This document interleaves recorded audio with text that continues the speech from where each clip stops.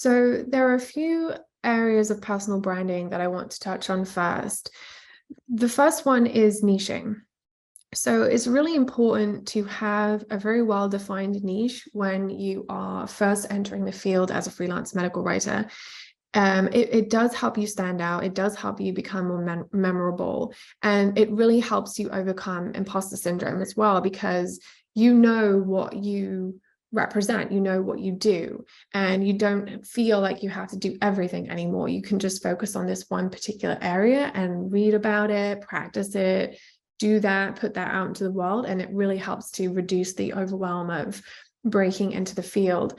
And it also helps you attract more business as well. We'll talk about that more in a little while. The second area of personal branding that a lot of people overlook, but I think is really, really important, is alignment.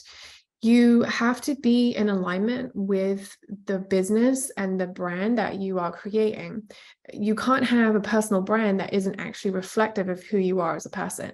It sounds very obvious when you say it, but you'd be so surprised at the number of people who are more gravitated towards what everybody else is doing, what they think they should be doing, what other people have told them they should do, rather than actually looking within and thinking, well, what is it that I want to do, and what feels good to me, what is easier for me, what is more natural to me.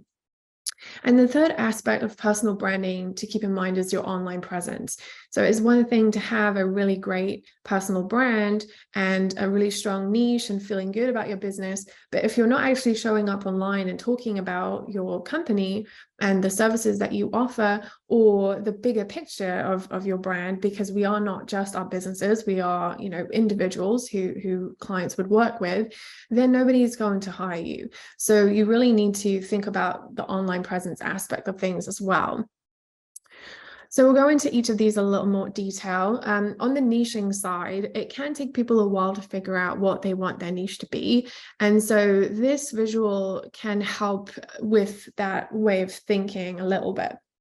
So on the one hand, we have like passions and interests. They're very similar, but passions are more things that you just really enjoy, like you naturally do them, you're enthusiastic about them. It's kind of an extension of the things that you would be doing anyway if you weren't actually working.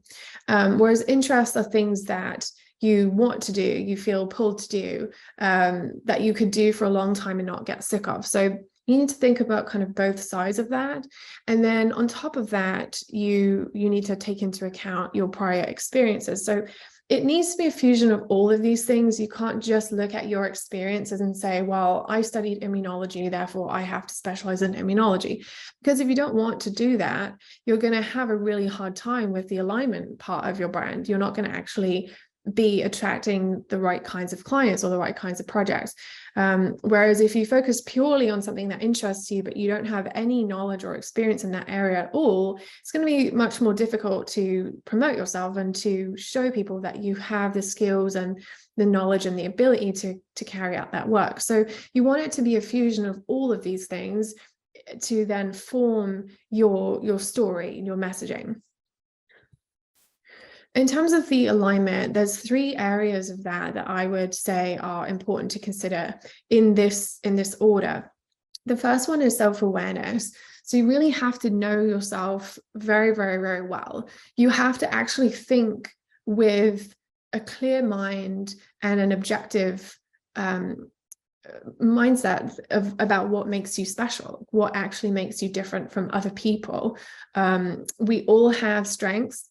We all have weaknesses. We all have things that come very naturally to us, and they're very different from how they would be for the next person. And if we don't recognize that, we're going to have a really hard time coming up with a brand that is authentic and that we can actually step into with confidence. So you need to know what actually makes you different from other people. The second stage of the alignment piece when it comes to personal branding is accepting the parts of yourself. We all have parts of ourselves that we don't particularly like, or we wish that we would change parts of ourselves, which is completely natural. But if you cannot accept you for who you are, the good things and the less good things, and build a strong relationship with yourself where you can trust that if you have an opportunity, you can follow through with that, that you're not going to go against your values if you have an opportunity. You really have to look at everything that is there, and you have to say, this is who I am. I accept this, and I can work with this and move forward. And then to take it a step further is leaning into yourself. So you actually have to embody your brand. You have to live and breathe your brand in everything that you say and do. And this is where the authenticity is so important, because if you had created an artificial brand that wasn't actually you, people would tell. People can tell very easily that there's inconsistencies, that you're making things up, that you are changing the stories, that you don't seem like the same person from one day to the next in how you're interacting with people. But more importantly than that, you are actually embodying the values and the beliefs that you have, so that you are attracting the projects that you want and the people that you want to be working with, and it's easier for you to say no to the things that don't actually serve you. And that's a really important part of branding, as well as knowing who you're not and what you don't want to do. And then on the online presence side of personal branding, there's a few things I wanted to touch on here. One is actually showing up. So I would say the three most important ways that you should be showing up in your business is, first of all, on your website, and your portfolio may be on your website as well, so that you could look at that as one thing, but you want to have your brand actually visible. So somebody can just go, even if it's just a one-page site, doesn't have to be overly complicated, but it will talk about who you are and a little bit about your story, what your niche is, some of the things that you deliver, and people can reach out to you. And then your portfolio is another way that you need to show up. You need to actually showcase some of your work, whether you've crafted it specifically for your portfolio or you've managed to kind of redact some things that you've done for clients or what have you. Doesn't really matter, as long as it is reflective of your brand. You don't want to have writing samples that are not reflective of your brand, because it's just not going to be attracting things that are in alignment with your brand. You have to really think strategically about that.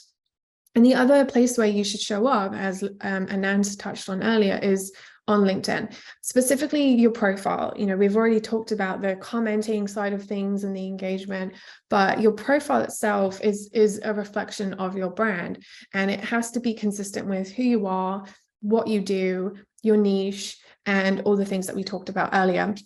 A couple of other things here, you could think about other sources of social media. You could also think about having a newsletter or some way of putting content out into the world. I would say that they are less critical when it comes to getting a business going and overcoming imposter syndrome. You're going to have much more attraction and success with these first three. Secondly is clarity. So a lot of people, even when they've chosen a niche, they basically just ignore the niche and continue doing what they were doing before, and nobody even knows about the niche, which is not going to help. There's a lot of fear of actually having a niche and saying, this is what I specialize in and this is what I do. But it's one of the most important things that you can do as a business owner to actually succeed. And so with your profile, with your website, with the way that you talk about yourself, the way you introduce yourself at networking events and so on, that niche has to come through. It has to be very succinct, very specific, and that way it will be memorable to people who meet you. And then lastly, consistency. So I touched on this a little bit, but everywhere you talk about your brand, everywhere that you talk about yourself, whether it's in writing or verbally or in person, online, what have you, it has to be the same messaging. So it doesn't have to be the exact same phrasing or same language or same tone even, but the messaging has to be the same. So that means that the same themes are coming through, the same values are coming through, the same specialty areas are coming through, the same feeling that you want people to have when they interact with you. That is your brand.